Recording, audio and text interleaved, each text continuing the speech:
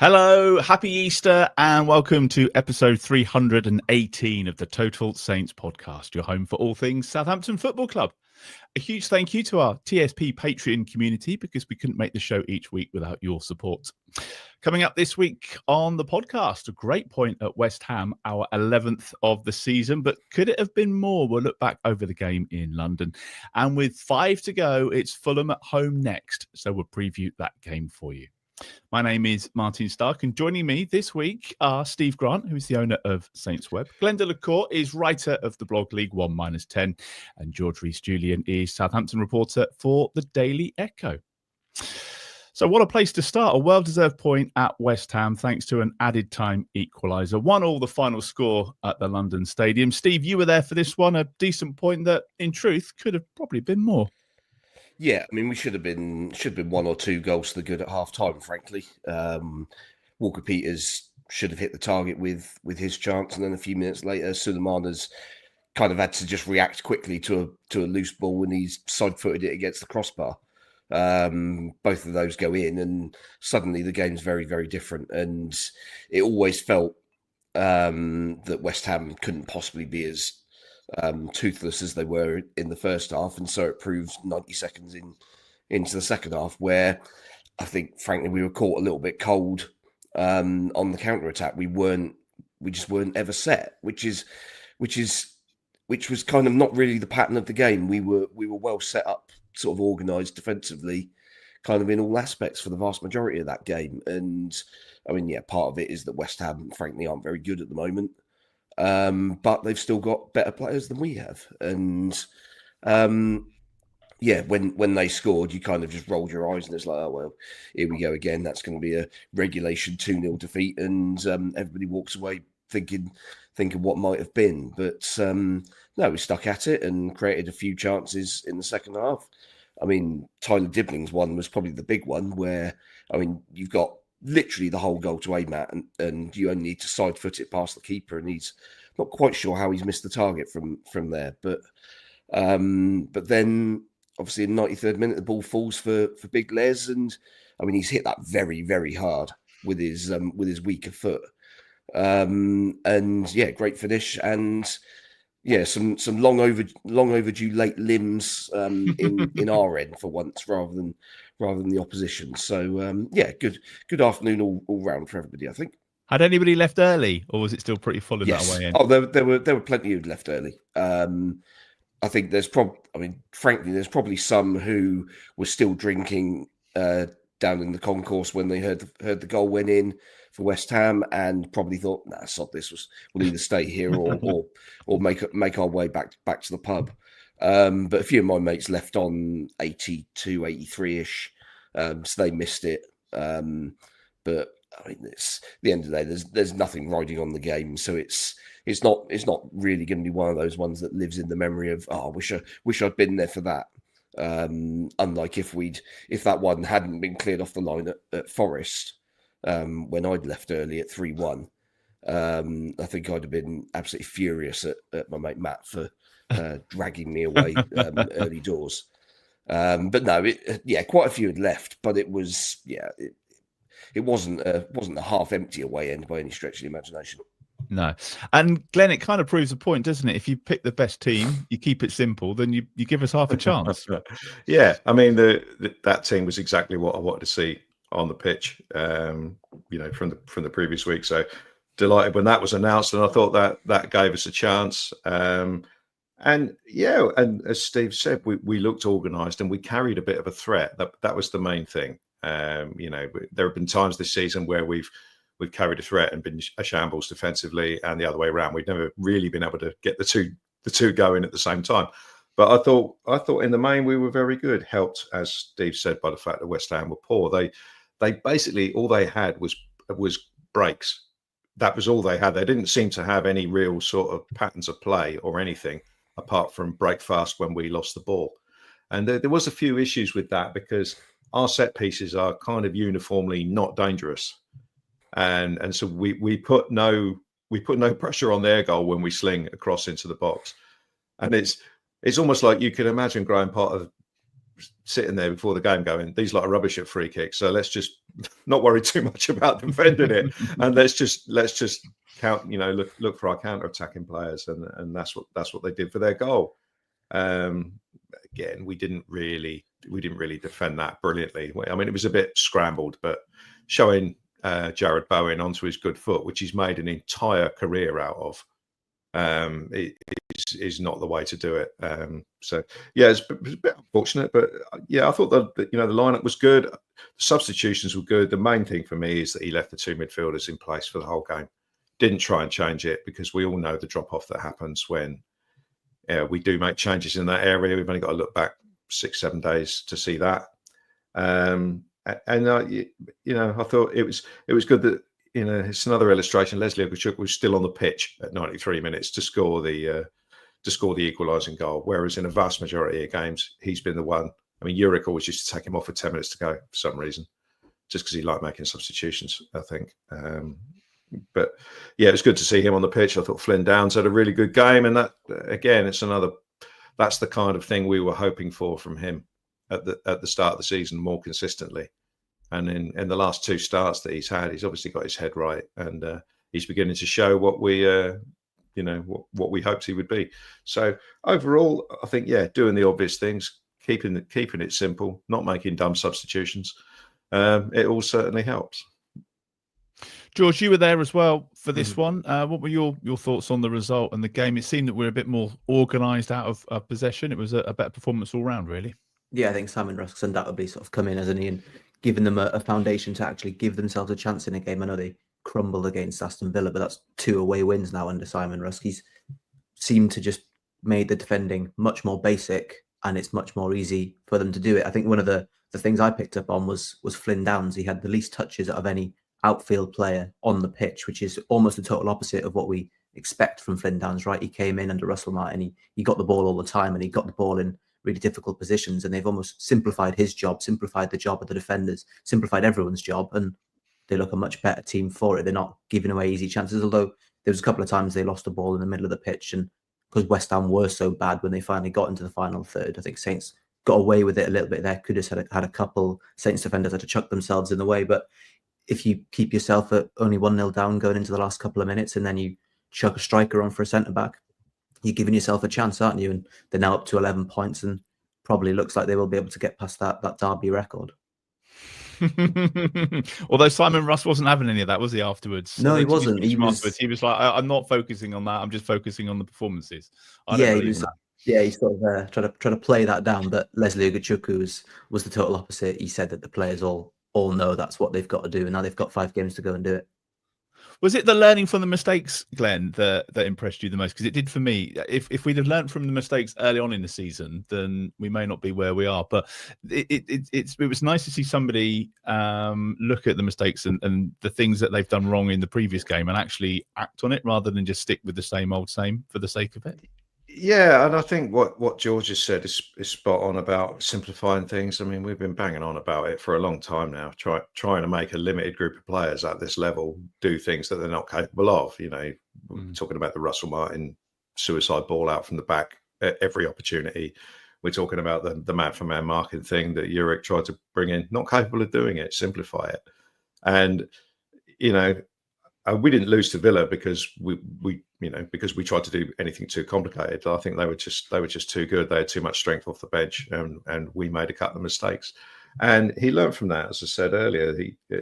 When you play a 2-man central midfield, the players absolutely have to be a certain profile. They have to be able to get about the park. They have to be disciplined. They have to be able to put tackles in. We've only got 2 players who can do that in that area. So you have to play those. Fernandes has done a half-decent job in there, and Aribo has kind of done a half-decent job in there on occasions. But there have been other occasions where he just doesn't seem to run and doesn't get anywhere near the ball. So you're only really guaranteed that energy if you play Ugochukwu and Downs as those 2 players. And I think hopefully the penny has finally dropped. And that's what we see for the next 5 games. It's interesting because we had that combination against West Ham the last time round at St Mary's when we played reasonably well in that as well. And Downs actually got injured and had to go off after an hour, I think. So there is the makings of a good 11 there, and we just have to learn not to go down to squad number 15, 16, 17, where we are definitely going to weaken the squad, weaken the 11 on the pitch. And I would like to think that lessons have been learnt. I like the defending as well yesterday. As George was saying to you, there's nothing complicated about it. Bednarek was doing his best to get tight to Fulkrug. You had Harwood-Bellis and Stevens chucking themselves in the way of everything. If one got beaten, there was someone else covering, and we haven't been doing that. It sounds so basic, but we haven't been doing that this season, especially under Uric, where if a player got beaten, you're on your own, mate. I'm afraid, because that's your man. You've got to get back and mark him. So, by simplifying it, it's definitely the right thing to do. And hopefully Rusk has paid a watching brief to all the shambles from earlier on in the season, and has learned from that. There was a few standout performances, wasn't there, Steve? I know we mentioned Flynn Downs. I thought Carl Walker-Peters did well on his West Ham audition, and Jack Stevens as well. I mean, you got to say he's kind of stood up the last couple of weeks, and he's been more of a role model, I think. Well, yeah. I mean, when he's not got Mark Cucurella's hair to deal with, he doesn't get quite so distracted. I think. I mean, ultimately, we know that. Multiple managers now have kind of praised his sort of leadership off the pitch, and obviously Russell Martin was constantly at pains to try and squeeze him into the starting lineup, especially last season, at any given opportunity, because of that leadership. And I think games like yesterday, I suppose, show kind of why, I suppose, but. I mean, ultimately, you still need your defenders to be good enough. And in fairness, last few games, he's been putting in those performances. I thought he was a little bit unlucky last week with with that second penalty. It was very, very soft. And other than that, he'd been pretty good in that game too. So it's a run of form. I mean, obviously, it's come too late. Could have done with this kind of in August, September, really, but. We are where we are, and you kind of have to just play what's in front of you. And defensively, we were, as I say, apart from the goal and a couple of little moments, I thought defensively we were very good yesterday. But again, context: West Ham fairly impotent. They're creating fewer chances than they did under Lopetegui since Potter's come in. So while they've improved defensively, they've regressed massively from an attacking perspective. You're kind of basically reliant on Bowen or Kudus to magic something up. Which were you surprised how bad they were, though? Because they haven't really got going under Graham Potter, have they? Yes and no. I think. Bear in mind, Potter came in January, so maybe even as late as February. He's obviously working with someone else's squad. It's not got the greatest of balance, I don't think. And also, there's never been any remote danger that they might get sucked into a relegation battle. Even though they are on 33 points, I think. 35 points, 35, 36, something like that. I mean, that ordinarily in any other season they would still be looking over their shoulder at this stage of the season. But because the three of us have been so far off it, they've basically been able to coast. And so therefore results really haven't mattered that much this season. They obviously got booed off at full time yesterday, and probably deservedly so. I mean, not just for the fact that we went and got a point off them, and it was. Speaking to a couple of West Ham fans, I was walking back to the station after the game. They said, that game could easily have been 3 or 4-1 if we'd been even vaguely clinical. So it's I would think that you would imagine they'll give him a summer and then see how next season starts. But I mean, you're kind of losing that sort of honeymoon period fairly quickly when you come in, you've replaced a manager who wasn't popular, and you've somehow made the team kind of worse than the sum of its parts. So yeah, bit of work for him to do in the summer, I think. I don't think Potter's the kind of manager who comes in and has an immediate impact either. Yeah, I think he's a long project manager. So I think it'll all be done. I mean, if you want someone to have an immediate impact, you appoint Sam Allardyce or Neil Warnock, don't you, to go in and shake people up. But he's, I think because I'm trying to think on the positive side for West Ham here. I think because there was no danger of getting relegated, I think they've thought we'll go for a manager who's going to do better for us, in the longer term. And they've got everything there. They should be able to build a decent squad. But having said that, he made something ridiculous. He gave us the big chance to get back into it. He took off all their forwards with 20 minutes to go, which basically, I mean, we've seen that. We've done it this year. You take off all your forwards. That means the defenders can all step up. There's nothing to worry about. Well, yeah, Stevens was playing left wing for most of that last 10 minutes. Yeah, I mean, we took off a centre back. We had, we shut Ross Stewart on. Stevens was up front, and our defensive midfielders, one of them scores and the other one's in the box. It just, if you take off the forwards, there's just nothing to stop the defence moving up and condensing the play around the edge of your penalty area. And that was a crazy thing for Potter to do. But I mean, hopefully for West Ham's sake, he does a bit better next season, and I think he probably will. But he didn't have a good day yesterday. Speaking of people not having a good day, Glenn, I was going to ask you about the referee, Andrew Kitchener. I think first time refereeing in the Premier League. Maybe his red card in his pocket. Well, at the end of the game, I was thinking, Max Kilman has to be sent off. I mean, there were 3 yellow card challenges in that. He went through the back of Amo-Ameyaw. He then went through the back of Dibbling and got booked. And then Fernandes beat him to the ball, and he clotheslines him and wrestles him to the ground. I mean, it's 3 of the most obvious yellow card offences ever. And for him to only get 1 is absurd. But it was one in the first half as well with which I'd forgotten about until I just looked at the highlights. Soufal, the right back, had already been booked for taking down Sulemana.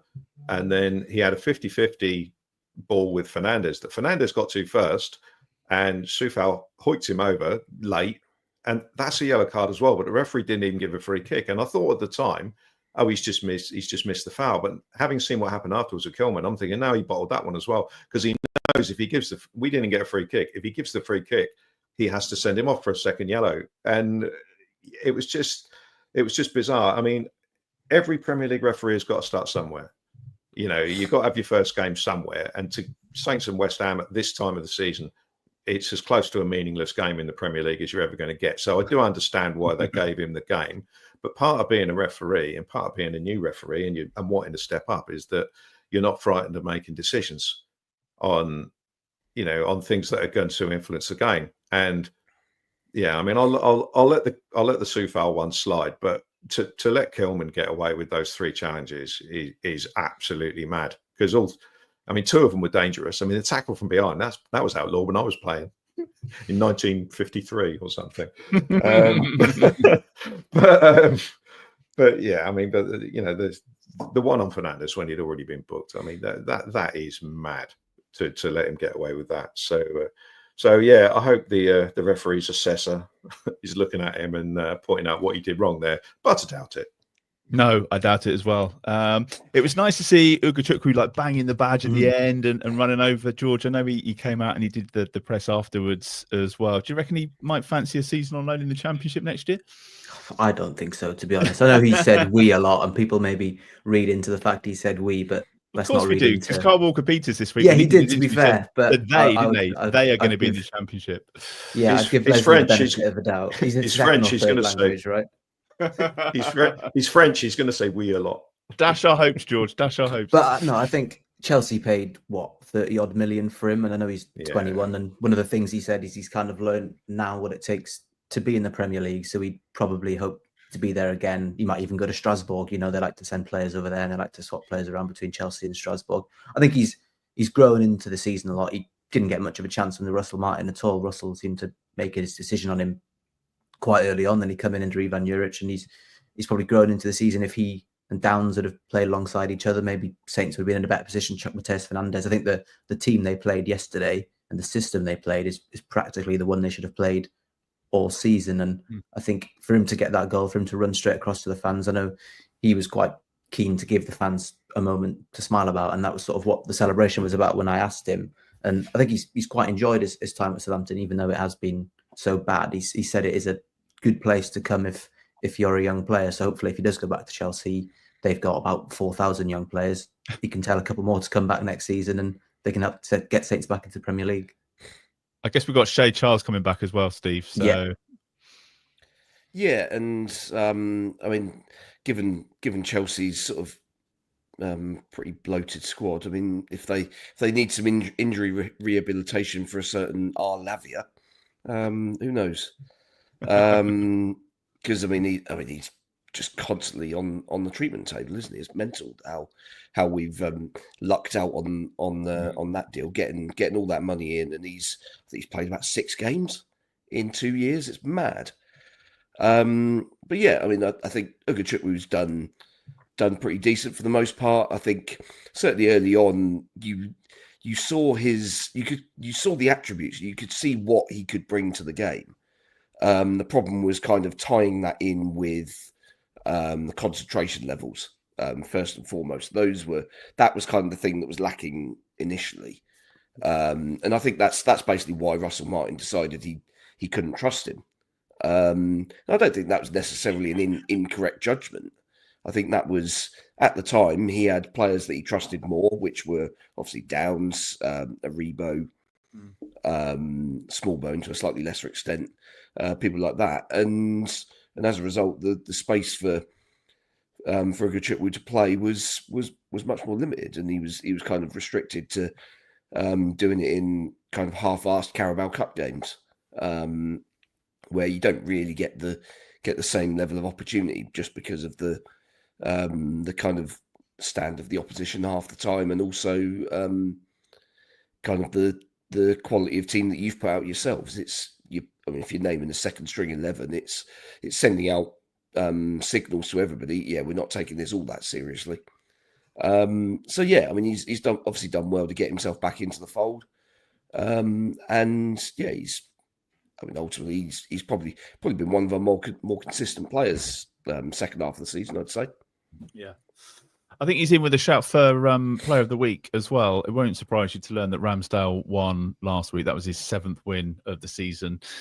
George, I know you did the ratings for the game yesterday. Who was your standout performer? Who any sort of 8s or 7s? I think I gave.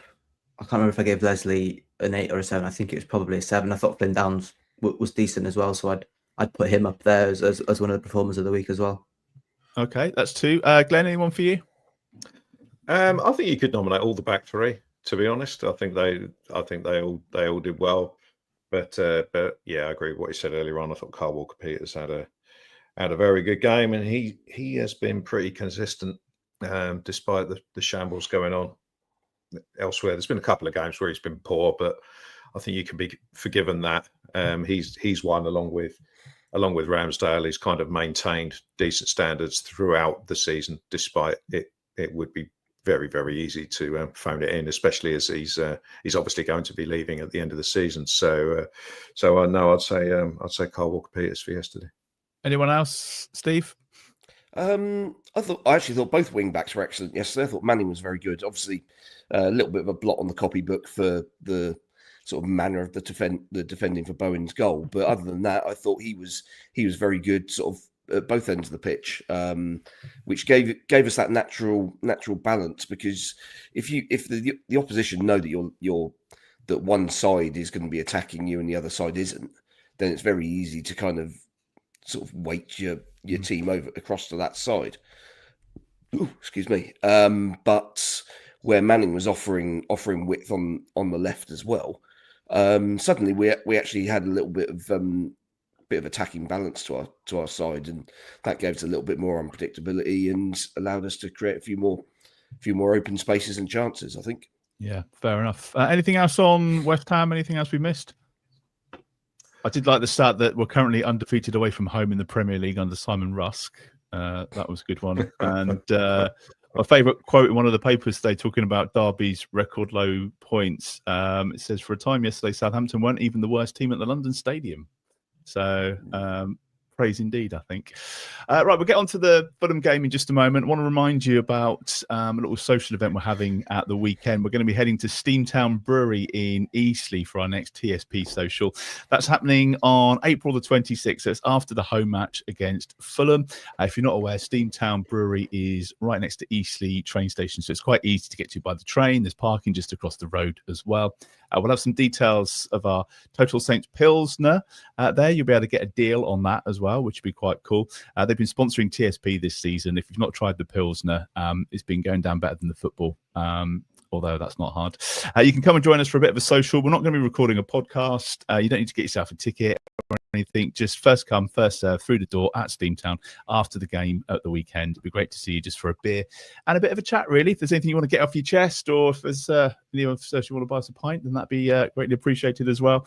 And we'll put all the details online about that one. So hopefully we'll see as many of you there as we can. Now, we've got 5 Premier League games left to get at least one more point to overtake that 11 that Derby got back in the day. Glen, Russ says he's not interested in the points, but this has got to be the opportunity, right? This and Leicester. Yeah, very much so, because the 3 after that, what are they? City, Arsenal, and Everton away. So yeah, ain't happening, is it?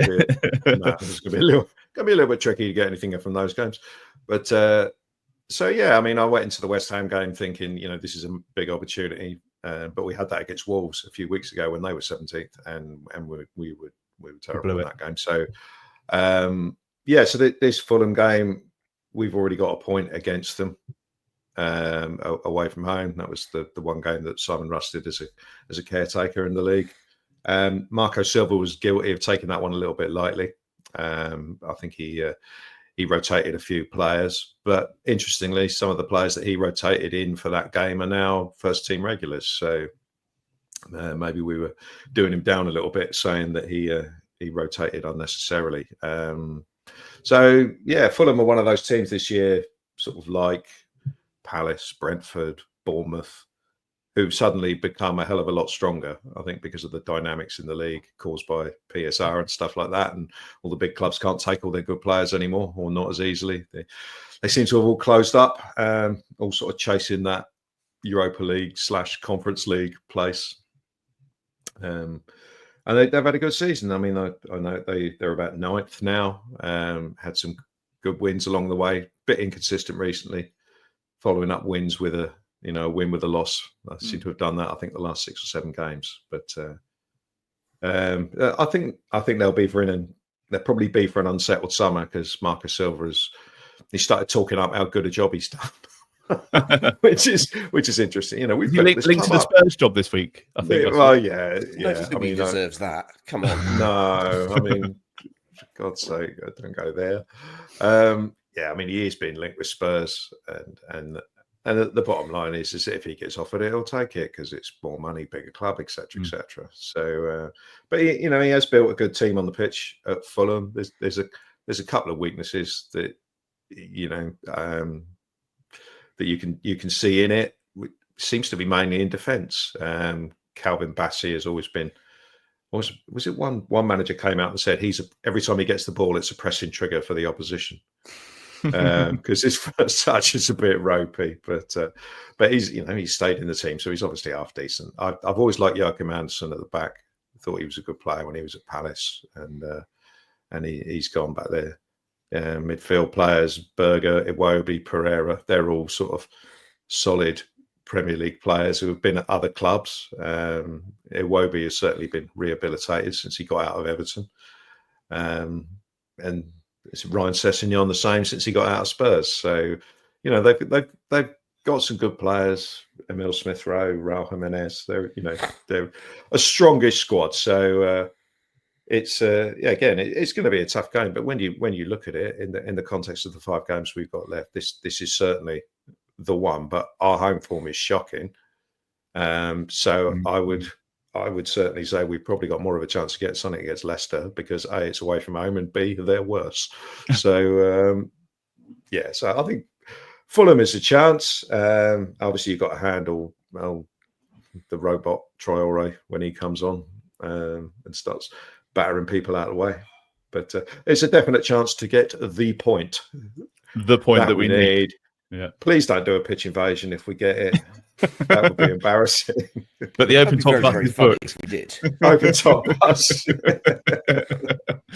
I must just say we're recording this before their game against Chelsea, George. So we don't know how they get on this afternoon or the result from this weekend. But you can't deny they've had a decent season and they're in with a shot of qualifying for some form of European football.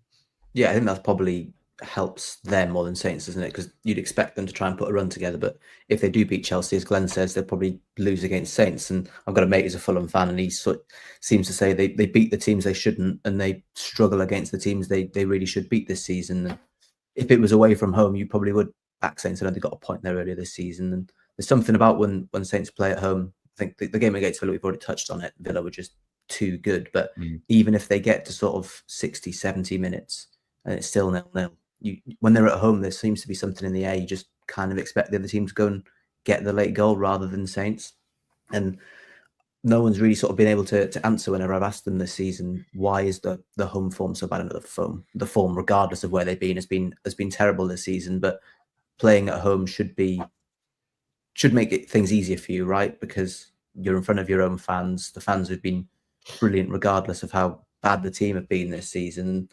Fulham will probably look at the record Saints have got, and they'll probably look to come out quick, score that early goal, which would kind of ruin the game plan a little bit, right? Because no one since Liverpool, when they scored early on in the Carabao Cup under Simon Rusk's, sort of come in and made Southampton try and rip up the game plan. Because if they go 1-0 down in the first half, then their idea of getting to half-time at 0-0 and then getting to 70 minutes at 0-0 and then maybe opening up a little bit and going for it, they can't do that. They've got to do it so much sooner. And when they're playing in this system, which is trying to be more compact, trying to simplify things, once a team scores against them, then is that capitulation going to rear its head again that we've seen so many times this season? And like you said, this is one of the two games where they've got to get the point now. I think Leicester is definitely the one where they could probably maybe even win that one, but get the point against Fulham, and then people will be talking about what could have happened if Simon Rusk was in charge all season.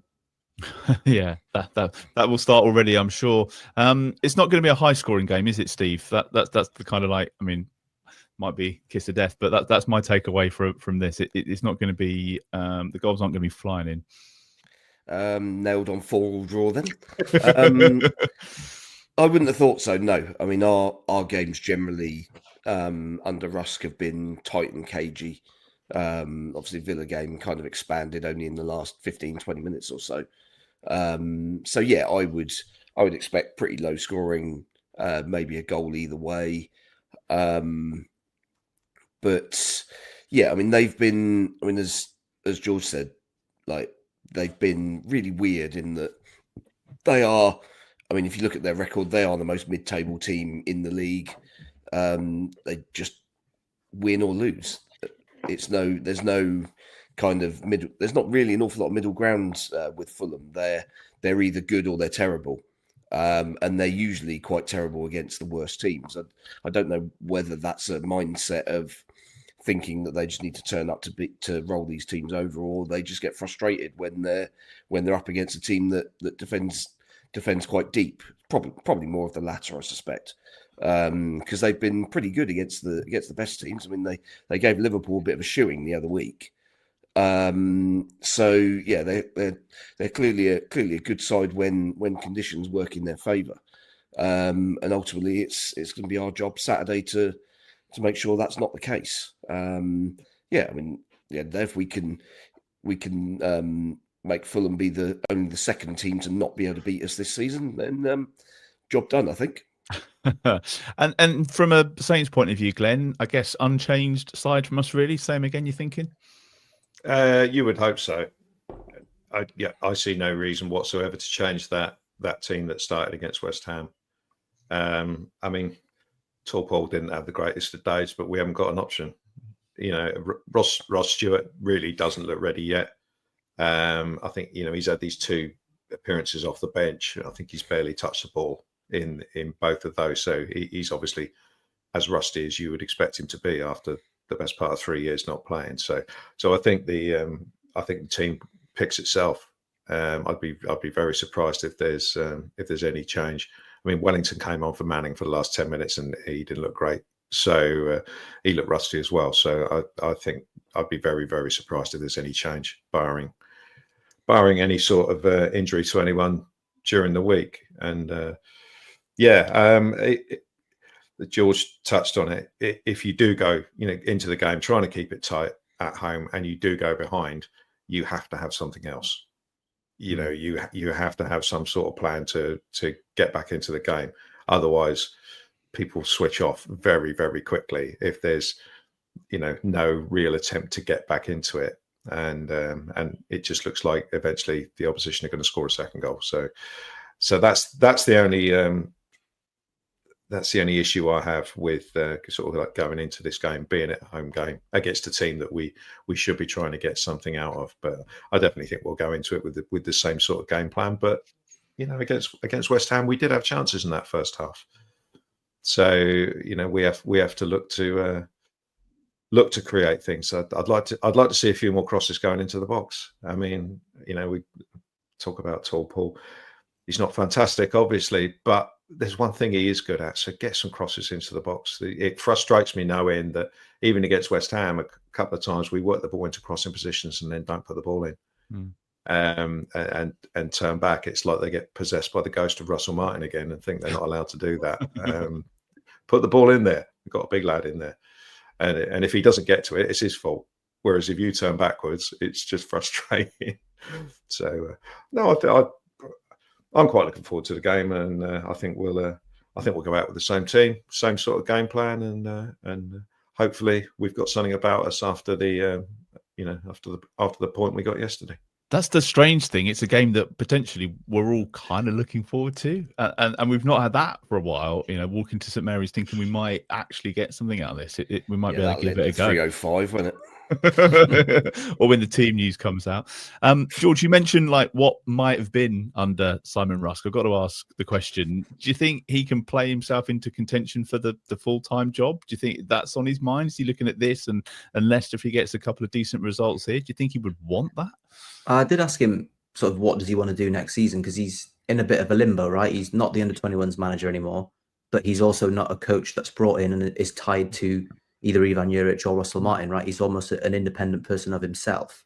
And I think they would like, if all goes well and the next manager comes in, is sort of happy to accommodate him. I think they'd like him to be in the coaching staff next year. They probably need that continuity person. They've had Carl Martin there for a couple of years now. He was sort of the under-18s coach and would help some of the players that came through, Tyler, Sam, and all those lads. And now next season, you almost expect some of the ones that Simon Rusk had in his 21s, Jay Robinson and a few others, next season will probably start stepping up. So that would be handy if he's there. But I don't think he's sort of, well, maybe he is. He doesn't want to be drawn at all on talking about his future. He doesn't want to make it about himself. He even said if he was to come out and sort of say that, he's fighting for the job next year, he wouldn't be doing his job right, because his job is to just try and win some games. And he doesn't really like drawing too much attention to himself. But I think if he's still in the coaching staff next year, I think that's good. But if he's the manager next year, it might make some people happy. But then if it doesn't start working, then immediately people can just point the finger and go, why on earth have you done that? It's something that it only takes a couple of defeats early on next season for people to point the finger already. Whereas if you go and get a Danny Roll and he might lose his first 2 or 3, at least you know that he's someone who's come in and he's got a bit of pedigree behind himself as a first team coach.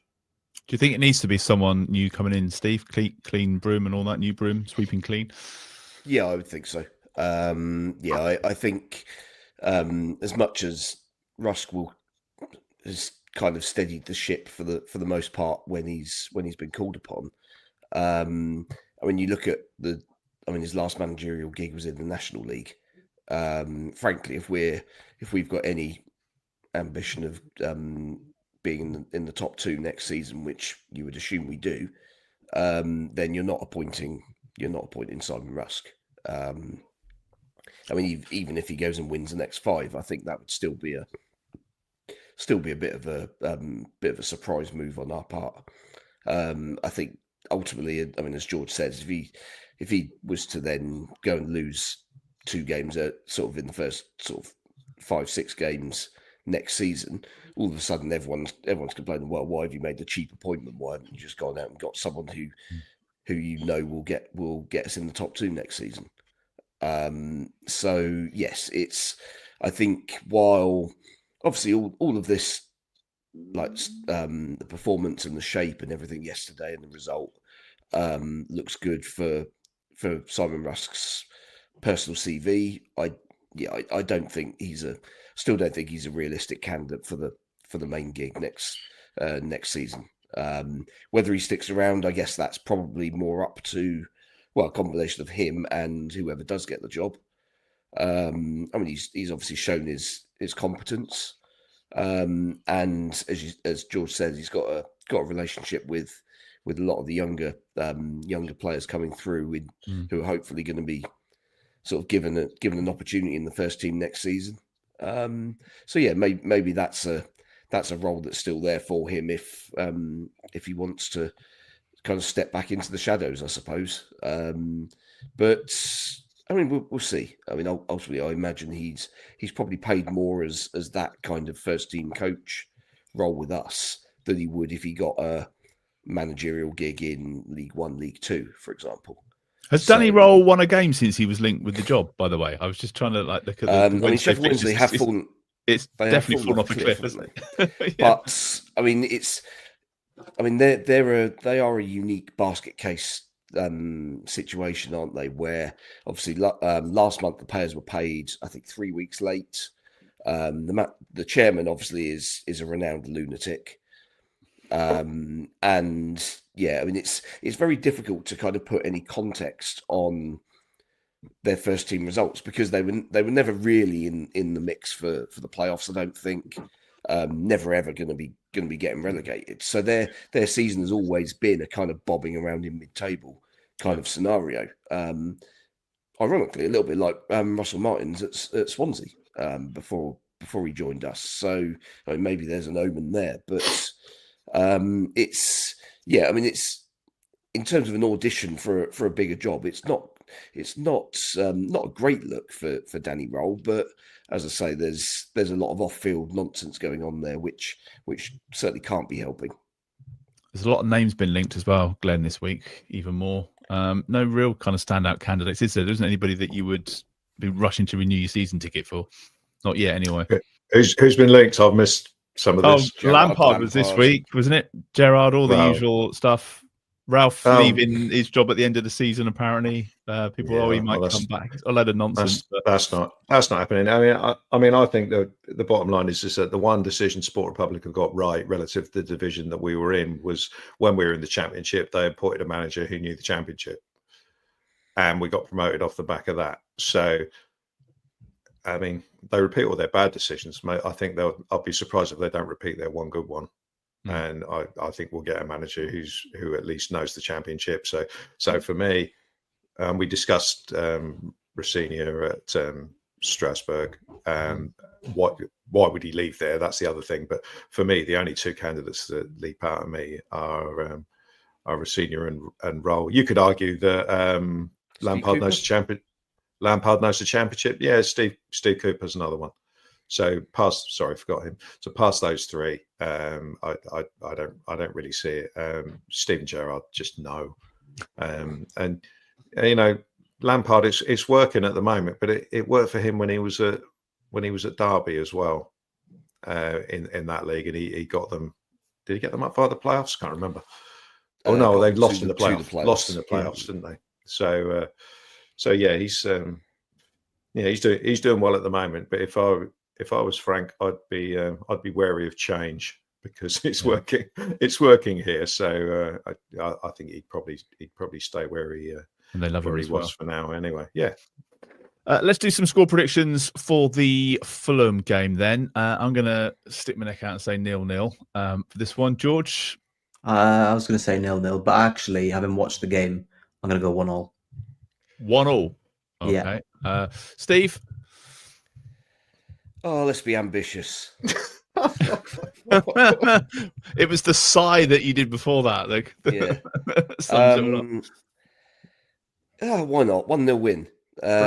Just for shits and giggles. No, I mean we've shown that there is a template there for how we can play against clubs that kind of we feel should be around the mid-table. I mean, West Ham's team, the squad is a mid-table squad. It's not a 17th place in the Premier League squad. And yeah, we dealt with them pretty comfortably for the most part yesterday. And I think that Fulham's team offers, I mean, they're a better unit, certainly at the moment. But individually, they've got very similar qualities. I think they're pacey in wide areas. They've got a big target man up front who's decent with his feet as well. So yeah, if we can basically repeat what we did yesterday, without switching off that one moment that we also did yesterday, then yeah, why not? Happy days. Glenn? 2-1 win. Let's have it. Well. Yeah, 2-1. I'm warm into the idea of a pitch invasion and a bus tour. So,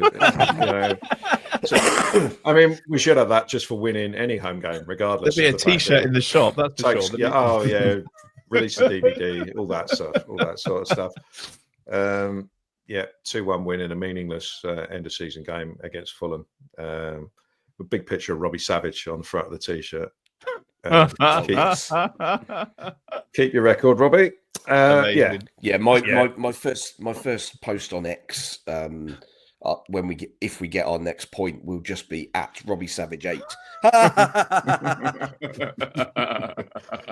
So no, I'll go for 2-1 win. I saw enough about us yesterday that we can actually take the game to Fulham instead of just being worried about what the opposition is going to do to us. It would just be nice to go into a game with a bit of confidence that I think the last minute goal and the general performance will give us, and we'll go and have a good old go against Fulham and come out on the right side of it for once. It's momentum again, isn't it? It's that word. George, were you at St Mary's on Friday for the women's? I was not, no, but I did see the score. Tough game, wasn't it? Against a team that's top of the league and a team that we haven't beaten, I don't think, ever. Yeah, I think they were always probably going to realistically lose that one. I watched them play against them at Eastleigh earlier in the season, and they only lost that 1-0 quite late on, I think, and they didn't really sort of pose much of a challenge. I think they're in a weird position, aren't they, Saints women, where they can't go anywhere in the league. They've had such a bad season. They've got a team full of young players whose only experience really prior to coming was at international youth level, and this was an opportunity for some of them to maybe step up. And I think at the start of the season, they obviously came out, didn't they? And they said they wanted to get promotion. But I think in the Women's Championship, there's about 6 different teams at the start of every single season who say they want to get promotion, and there's one spot for it. And if you lose a couple of games early in the year, your season's basically finished. As long as you've won a couple as well, it means you're probably not going to get relegated. I think that league shoots itself in the foot a lot because there's one promotion spot. There's only 11 teams in it this season. You're having weeks where was a team playing no games, and like I said, if you do have a bit of patchy form at the start of the year, you're probably not going to go anywhere, and then you've got to go a whole season of just waiting until the next one and trying to reset. I'd be interested to see what Saints women do next year, because they came into the Championship, they did all right in the first season, better than in the next one, but it does feel like maybe they've missed the boat to get into the WSL, because other teams are now emerging and chucking more money at it. A team like London City, who aren't even connected to a men's team. You got Durham, who are the same above them in the league. Newcastle, you got chucking money at it. You imagine some of the teams who get promoted will chuck money at it. And Southampton, the power they did have when they were bringing players down from the Championship into the third tier and then doing the same for the WSL into the Championship, I wouldn't necessarily say they've got that draw this summer now. You'd probably go somewhere else if you were a player looking to dip down into the Championship to maybe restart your career or get that first team opportunity. And I wonder what's going to happen, because I think they've got a lot of players who will be out of contract, as is the nature with women's football. It's sort of 1 year rolling deals or 2 years at the most sometimes. And they're in a bit of a precarious position. I think there's probably teams who have got smaller budgets than them. If you look at sort of the agent fees paid, I think that's not necessarily an indicator of where the budgets are at, but Saints were sort of middle of the road. They weren't paying a lot, and I'll be interested to see what their budget is next year, and that will probably determine what their goals are. Well, they're going to have to rebuild in the summer, aren't they? Because they don't have a manager at the moment and they haven't got any players either. So I think we will get you back on in the summer, if that's right, when we do like the review of the season, and we'll chat through the women's team and see what went wrong this year and where they go next year. Anything else? I think we've got through pretty much everything, haven't we, today? No, that's it, I think. All good, I think. Thank you very much. Don't forget, you can follow the Total Saints podcast on all the social media platforms. It's at Total Saints Pod. You can also head online to the website as well, which was redone recently. There's a link on there to the merch store. Loads of new items in the shop as well. Just, again, search for Total Saints. It's totalsaints.co.uk. As I mentioned earlier, we're also on Patreon. That's where you can support the podcast with your monthly contributions. You just head to patreon.com/Total Saints Podcast. And each of the tiers comes with some different perks. There's weekly shout-outs for patrons in the Francis Benali and the Mick Shannon tiers. So here comes the roll call of honour. Thank you to Dave Melton, Andy Hollis, Anthony Thompson, Gavin Ford, James Harron, Nikki Nicholson, Southampton NY, Drew Dyer and James Kibbe. They're in our Francis Benali tier. And also thanks to Colt Baker, Dave Ernsberger, Nick Hingston, Phil Cook, Nick Reed, Phil Horstrup, Matt Hall, Mark Littlewood, Mike Etheridge, James Bobin, John Bevan and Liam Dempsey in the Mick Shannon tier. Thank you to Paul Castle Associates and to Steamtown Brewery for sponsoring TSP this season. Thanks to Steve. Thank you to Glenn. Thanks to George as well for joining us. Thank you for watching and listening. And we'll see you again next time.